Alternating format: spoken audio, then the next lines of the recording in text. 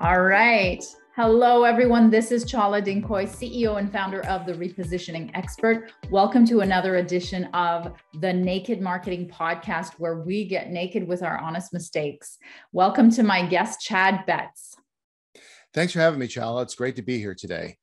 Thank you. You are really matching the background and your logo. You're totally on brand. You're matching what you're wearing. Very, very nice. I bet you're used to this on Zoom now, huh? It is, after 18 months of this, it's, although I still forget to take myself off mute once in a while. I think that's one thing that's never going to go away. I know. Isn't that funny? Have you started to do in-person stuff, Chad? I have, and we've actually been experimenting with hybrid because people are still a little bit hesitant to come out. So by setting up a couple laptops, a couple cameras, you can have an audience and a big monitor so people in the live audience can see the virtual audience, and it works. It's something that people get something out of. The people who want to get out can, and those who are still afraid don't miss out. That's awesome. Yeah. I mean, I'm in Canada, so we're still a little hesitant. So not a lot of stuff going on in person, but yeah, I'm glad. And you're not too far away. So I've been dying to come back to the US. I'm telling you, dying. Yeah. It's been pretty bad. So tell us what you do and who you help. So I help financial institutions improve their processes, get more customers, and to really kind of expand their grasp. Now, where I focus on is the purchase of loans on a secondary market. Now, that might sound like a snoozer, but if you've ever had a mortgage and you paid this company one month and that company the next month, I play in there. I help banks build relationships so they can buy and sell loans to each other.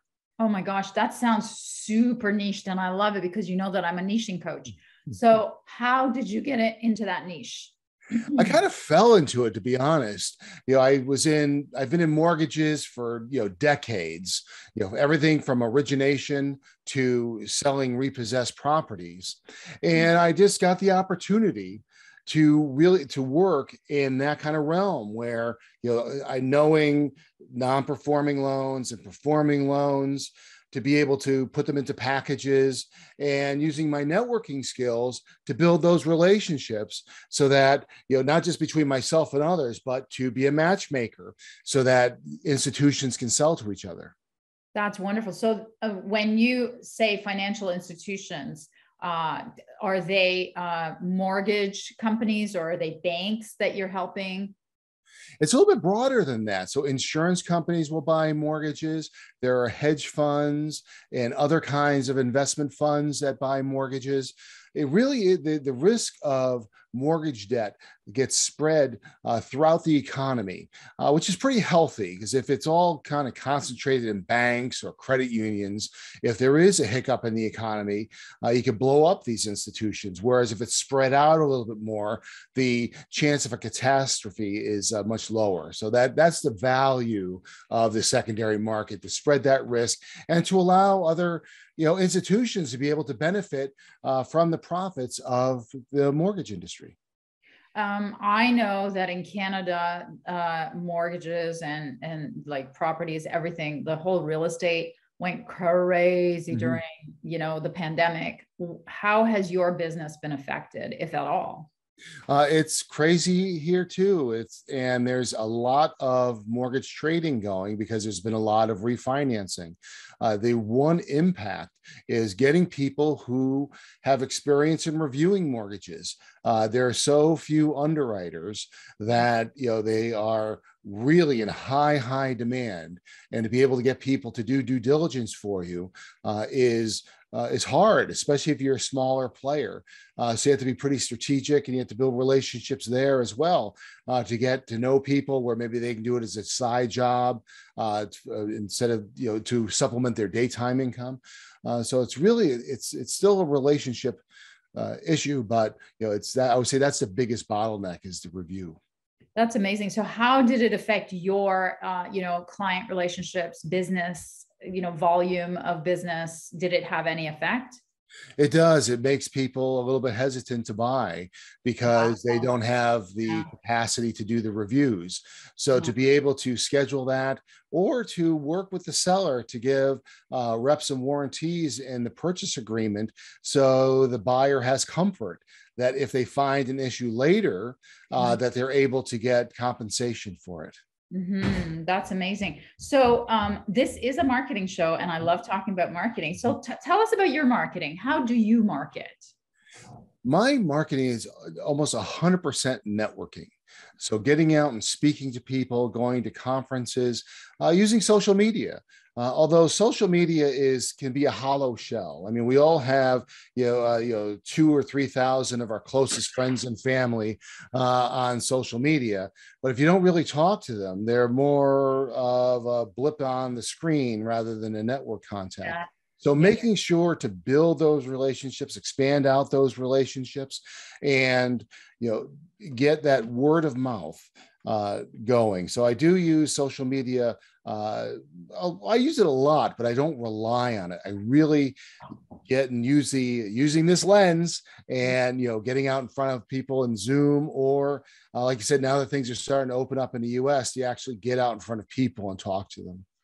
Got it. Well, so the networking I know has fallen off for me completely. In fact, I lost all of my networks, because all of my business was in the US. Mhm. Were you able to replace that with social media? That and with Zoom. I've actually expanded my network because of Zoom. I've been able to do presentations all over the world. I did a presentation to a women's group in London. I spoke to a group in Mumbai, India. I'm going to be doing one in Malaysia. I did one in Saudi Arabia, and it's all because of Zoom. I know we have Zoom fatigue. We want to see people. We're cultural creatures that like to be able to shake hands and hug and see each other. But in lieu of that, to leverage this lens and expand out so you can get an international audience where you may not have been able to do it before because you can't afford that $5,000 trip to Dubai, or you don't have that sponsor to bring you out there. Having a $200 subscription to Zoom opens the world to you. Yeah, for sure. So, tell us about your most expensive marketing mistake now that we're talking about marketing. I would say it would be a little bit of arrogance, thinking I understood the customer's needs. And the way I heard it before was that I prescribed before I diagnosed. I love that. So it's, we all think that, we get excited, we have the answer. But we don't ask the questions. And if you think about it, it's like if you go to the doctor and the doctor kind of looks you up and down, you need blood pressure medicine. So, well, shouldn't you test my blood pressure first? And that's how the customer sees us. If we come in and say, oh, you need this, well, how do you know? So you really need to prescribe. In order to prescribe, you really need to diagnose. And in order to diagnose, you need to ask questions. So really have that dialogue with the customer. So going beyond the relationship piece into really uncovering the need. What is their pain? How can you relieve that pain?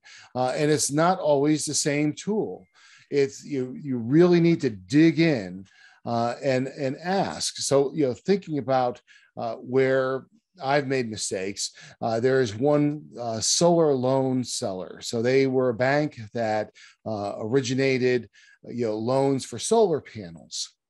And the whole thing was I thought that they were trying to do risk mitigation. So I'm talking about risk mitigation, and it wasn't that. They were fully comfortable with the risk. It was they wanted to get a premium for those loans. Oh. So by not asking the right questions, I lost that business. And then talking to them later, and I had a relationship with the person who got that business. They said, oh yeah, they wanted that premium. And it's like, oh, if I just asked a few questions, I would have gotten that business. That is a good, that's a great point. So what parting advice do you have for people around marketing? Don't think you have all the answers. Mm, Yes, you are an expert. You mm, probably know more about your field than your customer, but your customer knows more about their needs. The problem is they probably don't know how to communicate what their needs are. So mm, using your expertise to be able to ask questions, to really dig down and to find out the whole solution. I like to think of it with three P's. You have people, you have process, you have production. mhm, That's where you're going to find your client's pain. A mhm, lot of times it's going to be in that production piece, whether it's selling more products, whether it's getting that premium mhm. for the loans like our solar seller. That's the production. But if we only focus on that, then we miss the larger picture. We don't see the whole system. Mhm. In helping, and this is whether you're a teacher, you could be a marketing professional, a manufacturing professional, it doesn't matter. You need people if you're going to scale your production.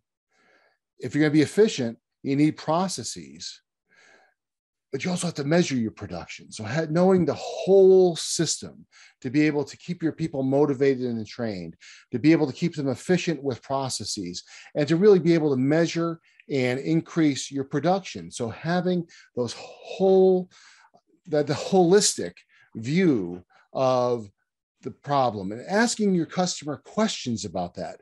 How do their people come into it? How does their process go into it? And how do you build the production? So that's, with marketing, it's, how do they want to increase their whatever they're increasing, whether it's more sales, whether it's getting more known in the industry, whatever it is, how do those other pieces fit in? That's really seeing the whole picture.